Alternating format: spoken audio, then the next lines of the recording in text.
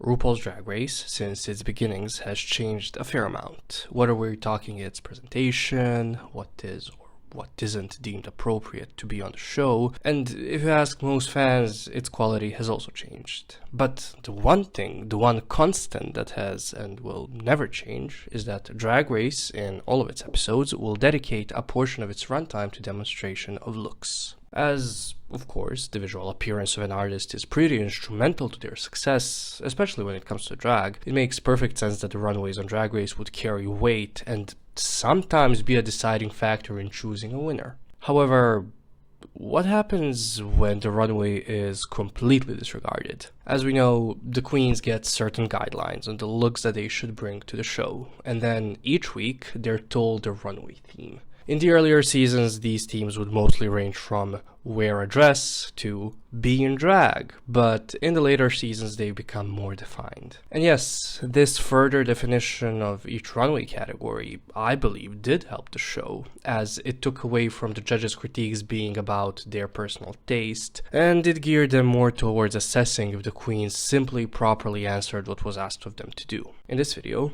I will be going over 10 instances when a queen missed the runway theme, but was still the winner of the episode, or at least was the second best in the episode. This will, of course, exclude looks that are just plain ugly, so as much as I would love to talk about how Nina West should have been charged for wearing several mops on the runway, she did answer the runway's theme of needing to wear fringe or something that's fringe-esque. Before we begin, I also want to mention that Season 10 had a runway theme that the producers clearly botched. We were told that the runway in the 6th episode was all that glitters. This coming from the proverb, all that glitters isn't, as in is not, gold. Meaning that not everything that is shiny and superficially attractive is actually of any value. And then every single queen came out on the runway wearing gold. Obviously, the queens were told to bring from home a gold look, and the producer just showed how dumb they are. Or, knowing that the proverb is all that glitters isn't gold, they kind of insinuate that the queens on the show are trash. But regardless of that, and without any further ado,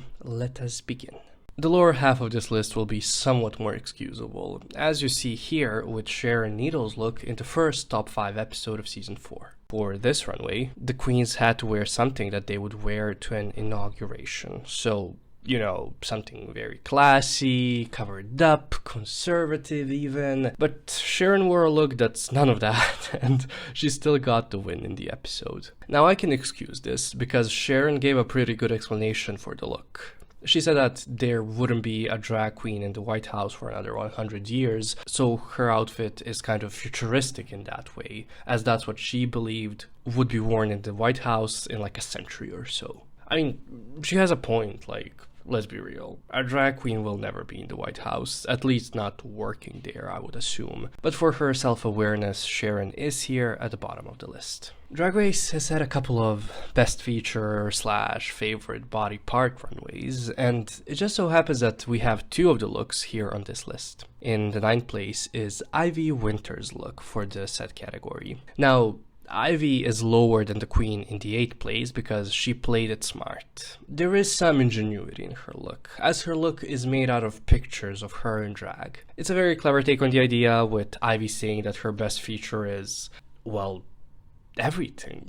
However, that's not really answering the runway's theme, as, again, all of the pictures are her in drag. But then, again, okay, I can somewhat excuse it as, like, Ivy saying that her best feature is her drag, but, like all of it, like her talent in doing drag. It's a little bit of a stretch, you know, show us a taint or something. The runway category seems pretty simple, but again, excusable. For the same reason, I included Alexis Mateo in the 8th spot. On Season 3's 3rd competitive episode, but 4th episode overall, Alexis came out on the runway when she was asked to show off her best feature, and she said that her best feature is her everything. Unlike with Ivy, there's no ingenuity here. Your best feature cannot be a hairpiece that isn't your hair, makeup that makes you not look like yourself or better looking, a dress that covers your real body completely, and let's also not mention the fake breasts, the cinched waist, and the padded hips and ass that completely alter your real body. The execution here goes against the assignment. It's like going to a spelling bee competition but only having to say in which order digits go in a multi-digit number, whereas your opponents get words like supercalifragilisticexpialidocious. "What's your best feature?" asked the judges. "Nothing that's actually mine," said Alexis.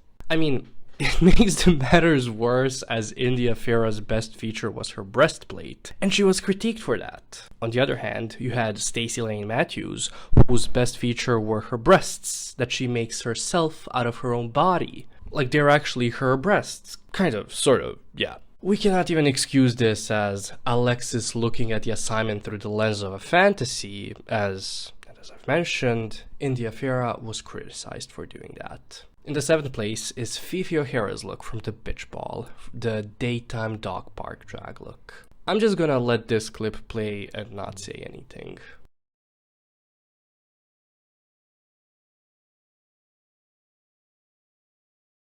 Yeah, so what about this as daytime dog park look? What about this as daytime? What about this as dog park? None of it. Absolutely not one thing about it. Fifi thankfully did not win this challenge, but I just had to include this here as, one, this was for a design challenge, for a ball at that. How she wasn't in the bottom 2 over Chad Michaels, I will never understand. Well, okay, I mean, I do understand why she wasn't, because this would have been Fifi's 2nd time in the bottom 2, and Chad would have gone to the finale without any bottom 2 placements, and so the show wanted to make it seem like anyone out of the top 3 could win. And 2, Kenya Michaels had already worn this look. Like, it's almost exactly the same look. For the 6th place, we're back in season 5, this time in episode 3, where the girls had to wear pink. Simple as that. Just wear pink. Now how could you mess this up? This is the look that Detox wore on the runway. Now listen. Yes, she does have pink pearls on. She did somewhat answer the assignment, but come on. The rest of her is literally peachy or beige. Somebody will try to be a smartass and write in the comments that peach is made out of pink and yellow, but like, okay, that's still not just pink. This instance is in the 6th place and not any lower because it's such a simple category. Now, knowing Detox, she did not misunderstand the assignment. She probably just went with her own spin on it, being like minimalistic and in the same neighborhood as pink. But come on! No. When it's this simple, what's the point of trying to be, ooh, not like the other girls? In the 5th place is a look that I believe some of you won't really agree with being here. And this look has only recently been brought to my attention. And I'm talking about Courtney Act's look from the Animal Kingdom runway. Now, yeah, she has wings, and yeah, she has some feather-esque tinglings on her face, and she's like blue and white. So you might be like, oh, she's a bird, what's not clicking? And yeah, that's one of the ways that you can look at it. After my responding to your unpopular opinions about season 6, I've seen a fair amount of people be like, yeah, I got Angel from Courtney, not bird, not any animal actually. Which I do see too now more than bird. Also, saying that you're a bird when most other queens went with a specific animal is quite stupid. Wouldn't you agree? It's like saying, hi, for this runway I'm a mammal, or hi, for this runway I'm a fucking crustacean. When girls like Jocelyn, Adore, and Trinity were criticized for not being specific enough with their animal looks, Courtney should have also been told that she was a little too broad with her concept. Plus, her look, once you take away the prop that are the wings, isn't even a full look, and it doesn't even work with the Animal Kingdom theme. Thus, yeah, Courtney got away with this. The last 4 spots, or rather the top 4 spots, are not at all excusable. In the 4th place, there was almost a double crowning, or, well, not a double crowning, but like a double placement, something, I don't know. Anyways, in the 4th place, I put Bibi Zahara Benet's look for the 5th episode on All Stars 3, that I once also appropriately called Tentacruel cosplay, because that's really the only sensible way to describe it. As you may or may not remember, the queens were asked to present Studio 54 disco looks. Now, I'm no fashion, history of fashion, design major or whatever, but I do have this lovely thing called Google Images. So when you Google either Studio 54 looks or disco looks or even 70s fashion, you won't find anything resembling what Bibi is wearing, either in her silhouette, fabric, or even colors. Okay, fabric maybe. Looking at the more sparkly bits of the outfit, the reason that this look is here is also because a queen that made it, Aja, got shit on for her look,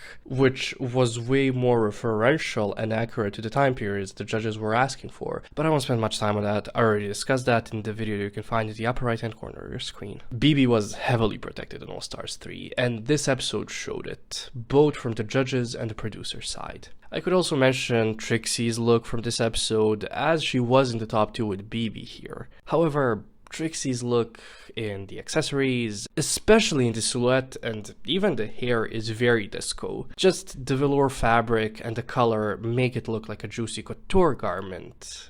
Well, that could be a problem to some. In the third spot is the most recent instance of this nonsense with Season 11's Brooklyn Heights in the Monster Ball. The last look, the one that the queens had to make in the workroom, was dubbed as MILF, Monster I'd Like to Freak. So basically, give us a monster, but make it a drag look. Now what about Brooke's looks as monster? Oh, is it the cane, the snake around her neck, or the fact that she's wearing black? Yeah, no, absolutely not. The entire Monster Ball was bad, honestly, and the fans not only agree on that, but I've also seen people mention that Scarlet Envy and Raja O'Hara were severely underrated with their looks, and I have to agree. If anything, Brooke's first look, the mummy look, would have been a better fit for the MILF category, as you could say that mummies are monsters in fiction, and then there's also that whole pun with like mommy, mummy, and the real meaning of the acronym MILF. Now, do you know what a MILF is? Brooke got a lot of wins and passes on that season for the sole fact that she was all lovey-dovey with another contestant. Essentially, Brooklyn Heights won the ball, during which the queens had to do 3 looks, and only 2 out of her 3 looks answered what was asked of the queens. There is another instance of this same thing happening, but it's even worse than Brooke's case, as to some people, yeah, having a rubber snake around your neck maybe means that you're a monster. In the second spot is Shea Coulee in the gayest ball ever, where she, for the rainbow runway look, wore this. Other than having many colors on the garment, none of this is rainbow. No ma'am. Yes, Shea's last ball look was fucking phenomenal, but she still ended the ball with only 2 out of the 3 boxes checked. She should not have been given the win.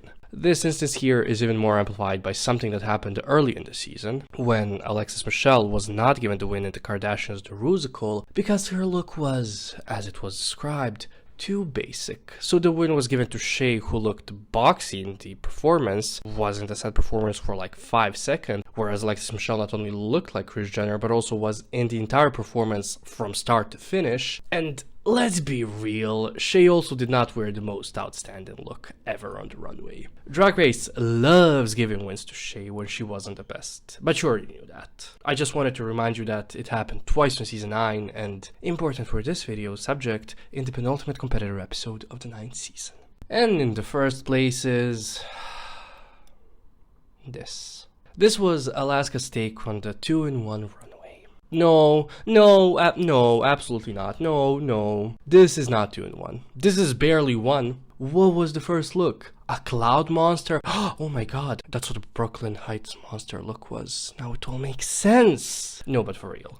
Alaska was favored a lot in All Stars 2, but this one takes the cake as the most absurd instance of it happening. Or should I say, it takes the pound cake, haha. Now, you may be like, now why is that? Well, for one, obviously, she did not answer the runway's team and still got the top 2 spot in the win. That's the first thing. Secondly, she, for the second or third time, but not the last time in the season, relied on her previous season 5 glory and did not get called out on it. And lastly, Alyssa Edwards was drilled with the critiques about her look not being a 2-in-1 look. And then, much like with Aja on All Stars 3, Alyssa was eliminated by Alaska. To make matters worse, in the reunion of All Stars 2, you know, when all of the girls were scared to stand up to RuPaul's nonsense and everyone just smiled and nodded while he kept on villainizing Fifi, Katya fully brought up the fact that, yeah, Alaska did not have a 2-in-1 look, and she still won that episode. And what happened after that? Literally nothing of note. That's why I believe this was the worst instance of the runway not mattering when choosing the winner of a challenge. And that's it. That's the video. I can already see Shay's and Alaska's brain-dead fans posting stupid comments. But like, hey, let them. They've nothing better to do with their lives. Go off, sis, as the kids would say, and thank you for watching.